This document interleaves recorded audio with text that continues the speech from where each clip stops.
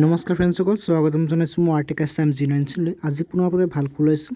Railway বিভাগৰ ফালৰ পৰা নতুনকৈ বহুতকেইটা চাকৰি পদ মুকলি কৰা হৈছে। এই পদসমূহ আপোনালোকৰ RRC NRG ৰিক্ৰুইটমেণ্টৰ ইয়াতে পদ মুকলি কৰা হৈছে।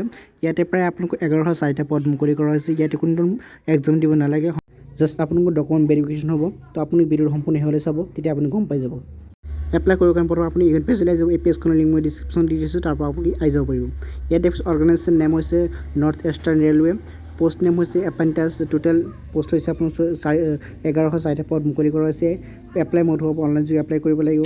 আপুনি যদি এজ লাগিব এটা কৈছে মিনিমাম আপোনালোকৰ হ'ব লাগিব 15 বছৰ আৰু মেক্সিমাম 24 বছৰৰ মাজত ল'ৰা ছোৱালীও কিন্তু ইয়াতে এপ্লাইসমূহ কৰিব পাৰিব। ইয়াতে কিন্তু ল'ৰাৰ লগত পুৰুষসকলে এপ্লাই কৰিব পাৰিব। ইয়াত দেখুৱাইছে জেনেৰেল OBC কাৰণে 100 টকা ফিজ দিব লাগিব আৰু SC ST কাৰণে সম্পূৰ্ণ ফ্ৰী আপোনালোকে ফিজ দিব লাগিব। লগতে এডুকেশ্যন কোৱালিফিকেশ্যন চাই চাওক 10 পাছ, লগতে ITI পাছ কৰাসকলে ইয়াতে এপ্লাই কৰিব পাৰিব। এই চিলেকশ্যন প্ৰচেছ নো এক্সাম মই আগতে কৈ দিছোঁ কোন ধৰণৰ এক্সাম আপুনি দিব নালাগে, জাষ্ট ডকুমেণ্ট ভেৰিফিকেশ্যন কৰক। কি ডকুমেণ্ট লাগিব ইয়াত আপুনি চাব পাৰিছে। আধাৰ কাৰ্ড লাগিব, 10 পাছ চাৰ্টিফিকেট লাগিব, ৰেজিষ্টাৰ মোবাইল নম্বৰ লাগিব, ইমেইল ID লাগিব, যদি আপোনাৰ পাছপোৰ্ট চাইজ ফটো আছে লাগিব, ছিগনেচাৰটো আপোনাৰ লাগিব, কাষ্ট চাৰ্টিফিকেট আৰু কিছুমান যিকেইটা আপোনাৰ প্ৰয়োজনীয় আৰু বাকী থাকিলে আপুনি কিন্তু চাব পাৰিব এইখন পেজৰ পৰা।